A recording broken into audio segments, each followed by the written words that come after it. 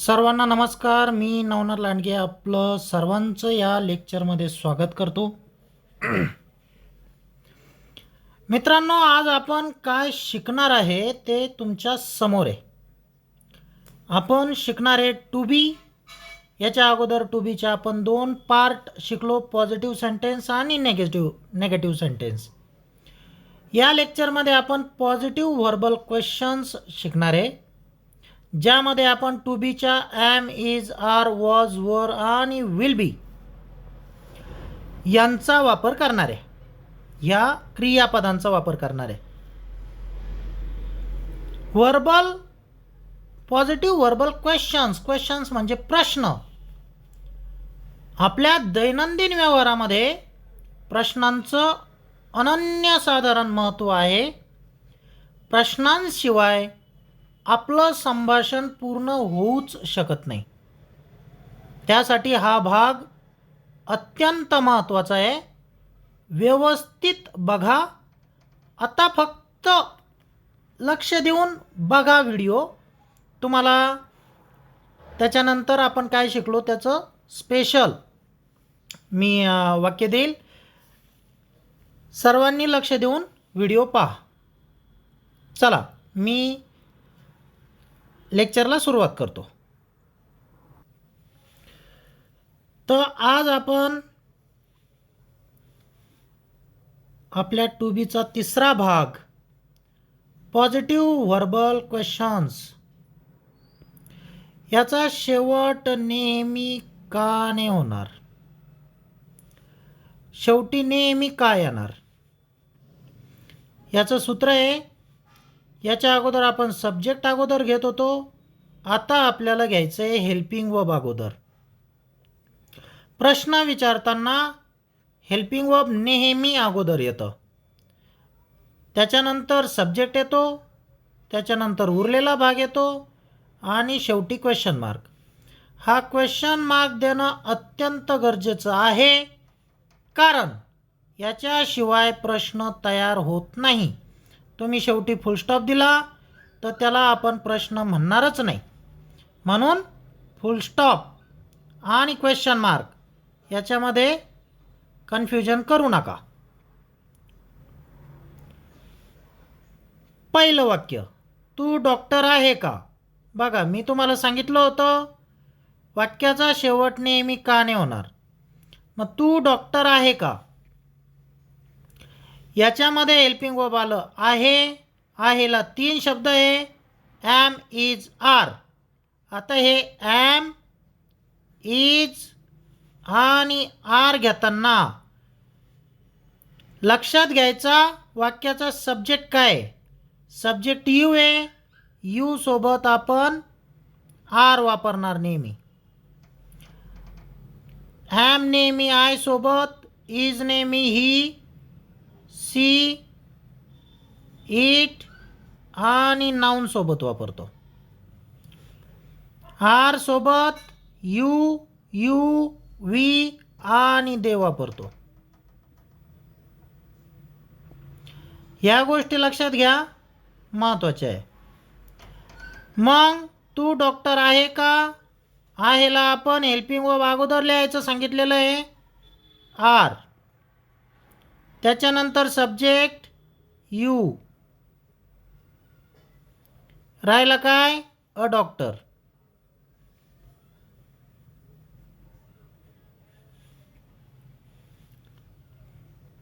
R you a doctor.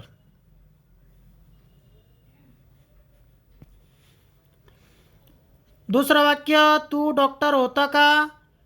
Subject तोच आहे, उरलेला घटक तोच आहे, हेल्पिंग वर्ब चेंज झाला. आता तू सोबत होताला वर घेणार. Were you a doctor.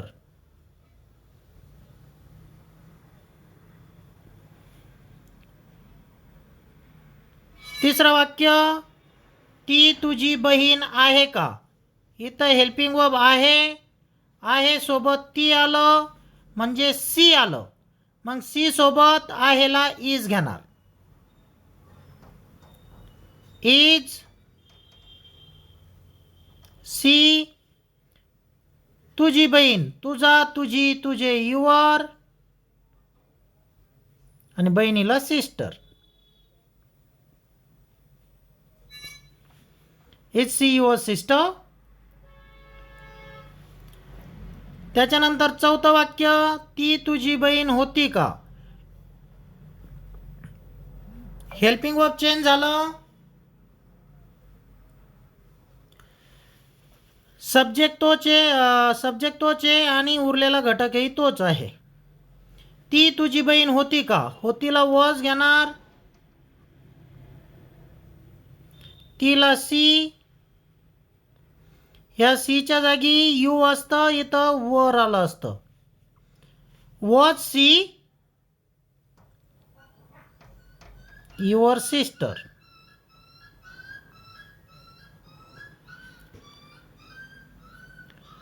त्याच्यानंतर पाचवं वाक्य, तो घरी आहे का. हेल्पिंग वर्ब आणि सब्जेक्ट महत्वाचे असतात. हेल्पिंग वर्ब आणि सब्जेक्ट लक्षात ठेवायचे. तो घरी होता का. पहिल्यांदा वॉज घ्या, हेल्पिंग वर्ब लिहा, नंतर तोला ही लिहा. वॉज ही राहिलं घरी, ॲट होम.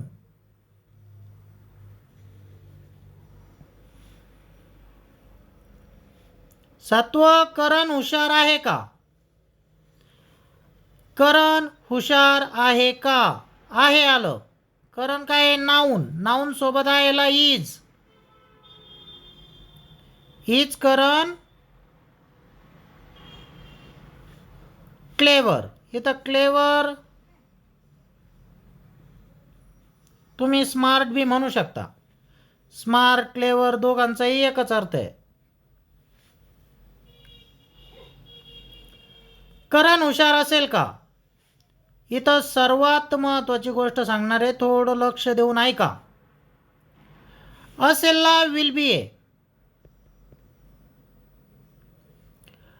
पण हेल्पिंग वर्बमध्ये दोन शब्द जर असतील तर पहिला शब्द हेल्पिंग वर्बच्या जागेवर येतो, नंतर सब्जेक्ट येतो, नंतर उरलेला घटक सुरू करताना, पुन्हा एकदा सांगतो, नंतर उरलेला घटक सुरू करताना हेल्पिंग वर्बमधलं काय उरलं ते इथं लिहा आणि मग वाक्यामधलं काय उरलं ते समोर लिहा. मग करण हुशार असेल का. विल करण, विल मधलं बी राहिलं ते लिहा आणि मग लिहा स्मार्ट. हुशार आहे ना. क्लेवर बी लिहू शकता.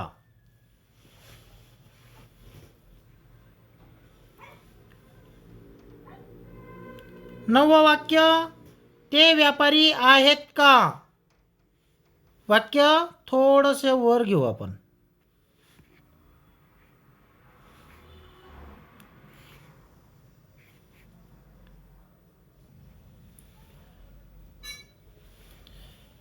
हां, तर करण हुशार असेल का. त्याच्यानंतर करण ते व्यापारी आहेत का. सब्जेक्ट दे सोबत आहे आर. Are they. व्यापाऱ्याला तुम्ही मर्चंट म्हणू शकता. म्हणू शकता नाही, म्हणावंच लागेल. Are they merchant.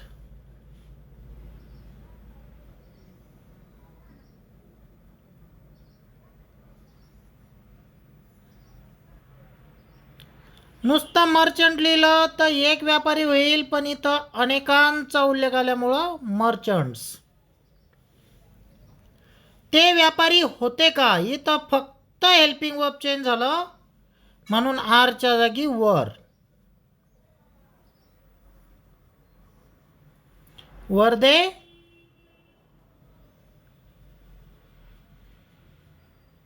मर्चंट्स.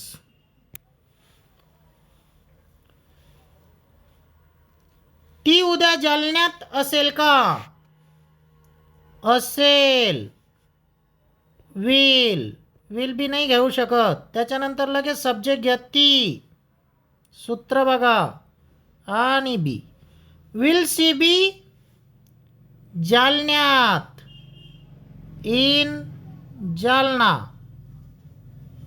आणि उद्याला काय लिहिणार? टुमारो.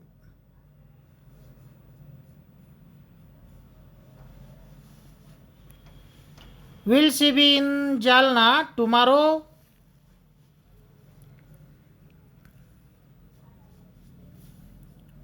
समोरचं, आम्ही वेडे आहोत का? आम्हीला काय म्हणणार? वी. आता वी सोबत आहे आलं. Are we crazy? Mad be म्हणू शकता. आम्ही हुशार होतो का? आम्ही जसंच तसं आहे, हेल्पिंग वर्ब चेंज झालं. Were we clever?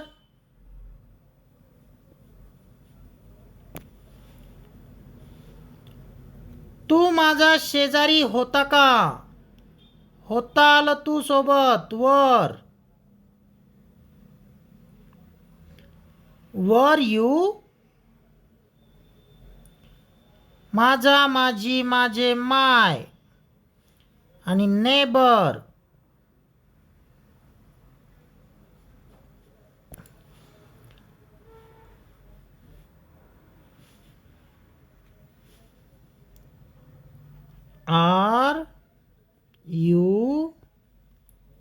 R you माय?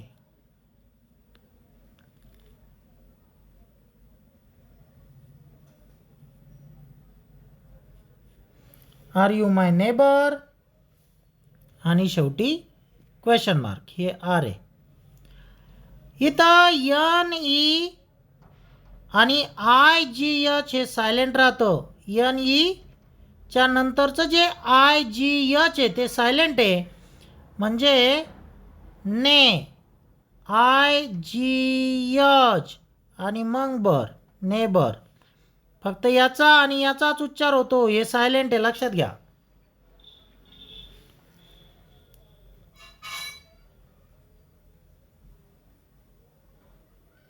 ते झाड हिरवं होतं का? आता इथं सब्जेक्ट थोडासा मी दुसऱ्या समोरच्या प्रकरणातला घेतला, चुकून झालं ते, पण ठीक आहे. तुमच्याही लक्षात असावं, तुम्हालाही त्या गोष्टी कळाव्या की आपण समोर काय शिकणार आहे.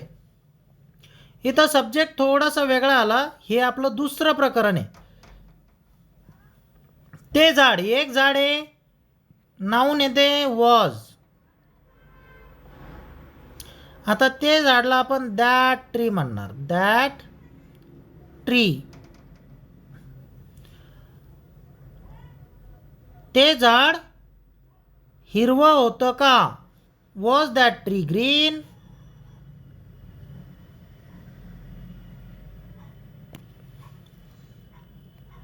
हा नवीन पेन होता का? हा ही हे तो ती तेला इट म्हणणार आपण. Was it a new pen?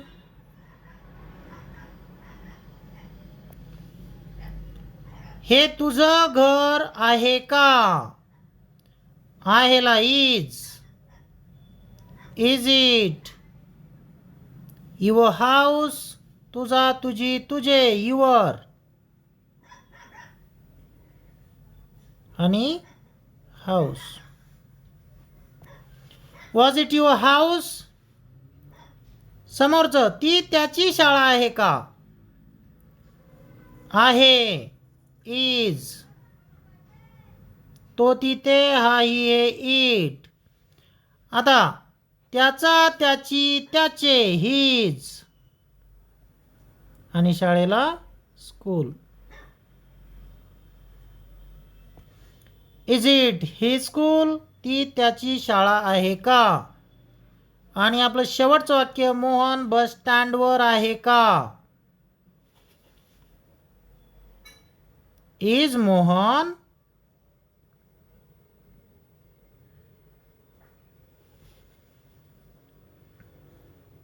At the bus stop? Bus stand बी लिहू शकता. बस स्टँड लिहा किंवा बस स्टॉप लिहा, काही फरक पडत नाही. तर ही होती आजची आपली वाक्य. BU या. तर ही होती आजची आपली वाक्य. सर्व व्यवस्थित कळाली असेल अशी आशा करतो आणि आपण एक वेळ याला पुन्हा नजर मारूया. तर बघा, तू डॉक्टर आहे का? Are you doctor? तर याचे अनेक प्रश्न आपण समोरच्याला विचारू शकतो. याच्याने आपला संवाद समोर वाढत जातो. जर प्रश्नच नसतील तर मग संवादाला काही मर्यादा येतात. त्या मर्यादा येऊ नये म्हणून आपल्याला हे प्रश्न येणं फार गरजेचं आहे. मग तुम्हाला जर म्हणायचं आहे तू डॉक्टर आहे का? Are you a doctor? तू शिक्षक आहे का? Are you a teacher? तू पोलीस आहे का? Are you police? तुझा भाऊ पोलीस आहे का? Is your brother a police? तुझा भाऊ पोलीस होता का? Was your brother a police? अशा पद्धतीनं. तू डॉक्टर होता का? Were you doctor? ती तुझी बहीण आहे का? Is she your sister? ती तुझी बहीण होती का? Was she your sister? तो घरी आहे का? Is he at home? तो घरी होता का? Was he at home? Karan हुशार आहे का? Is Karan clever? करण हुशार असेल का? Will Karan be clever? ते व्यापारी आहेत का? Are they merchants? ते व्यापारी होते का? वर दे मर्चंट्स? ती उद्या जालन्यात असेल का? Will she be in Jalna tomorrow? आम्ही वेडे आहोत का? Are we crazy? आम्ही हुशार होतो का? Were we clever? तू माझा शेजारी होता का? Were you my neighbour? ते झाड हिरवं होतं का? Was that tree green? हा नवीन पेन होता का? Was it new pen? किंवा वॉज दिस न्यू पेन ही म्हणू शकता. हे तुझं घर आहे का? Is it your home? ती त्याची शाळा आहे का? Is it his school? Mohan bus स्टँडवर आहे का? Is Mohan at the bus stop? तर अशा पद्धतीनं ही वाक्य आहेत. तर बघा, आज आपण काय शिकलो? तर आपण हे शिकलो. स्क्रीनशॉट हवं तर तुम्ही काढून घ्या आणि नंतर व्यवस्थित प्रॅक्टिस करा. आज तुम्हाला काय करायचं आहे? हा तुमचा होमवर्क. स्क्रीनशॉट काढून घ्या. खालील वाक्यांचे प्रथम मराठीत रूपांतर करा आणि नंतर तीच वाक्य पुन्हा इंग्रजीत बोला. सर्व वाक्य योग्यरित्या बोलता येईपर्यंत हा सराव करा. म्हणजे करायचं काय? वाक्य बघा, ते मराठीत त्याचं ट्रान्सफर करा. Are you a teacher? आणि तुमच्या भाषेतल्या तू शिक्षक आहे का? म्हणजे याच्याने तुम्हाला इंग्लिश हळूहळू समजायला लागेल. एक दिवस असा येईल का तुम्ही मोठमोठे पुस्तके इंग्रजीमध्ये वाचू लागणार, न्यूजपेपर इंग्लिशमध्ये वाचू लागणार आणि तो तुम्हाला सहजरित्या कळायला लागेल. ही सुरुवात आहे. आपल्याला अजून खूप शिकायचं आहे, खूप खूप जास्त. मग तुम्ही मराठीत केलेली जी वाक्य आहेत ती पुन्हा इंग्लिशमध्ये बोला, मनाने, पाहून नाही. चला, ही 16 पासून वाक्य स्क्रीनशॉट काढून घ्या आणि त्याच्यानंतर ही 50, एकूण 50 वाक्य आहे. यांचं मराठी ट्रान्सफर करा आणि इंग्लिशमध्ये बोला. कालच्या वाक्यांची उत्तरं देतो, म्हणजे तुमचा अभ्यास तुम्हाला चेक करता येईल आणि कळेल की आपण किती बरोबर होतो. ही तुमची कालची उत्तरं स्क्रीनशॉट काढून घ्या आणि चेक करा. जर केलेले असतील तर कराच, मी तर म्हणेल कराच. कारण एवढं डीप आणि एवढं समजून सांगणारा दुसरा क्लास तुम्हाला शोधून सापडणार नाही, आणि एवढं बेसिकपासून घेणारा. त्याच्यामुळं राजा हो, व्यवस्थित मन लावून हा अभ्यास करा.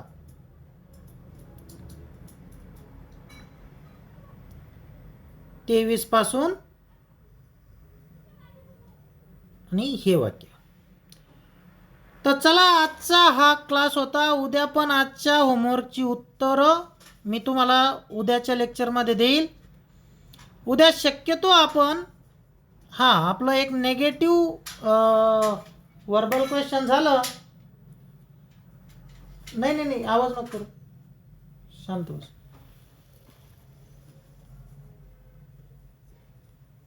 चला, मी काय सांगत होतो की उद्या आपलं एक नेगेटिव्ह वर्बल क्वेश्चन घेऊन टाकू, आणि त्याच्यानंतर पॉझिटिव्ह वर्बल क्वेश्चन आणि नेगेटिव्ह वर्बल क्वेश्चन यांचं एक प्रॅक्टिस लेक्चर घेऊ. म्हणजे आपल्या या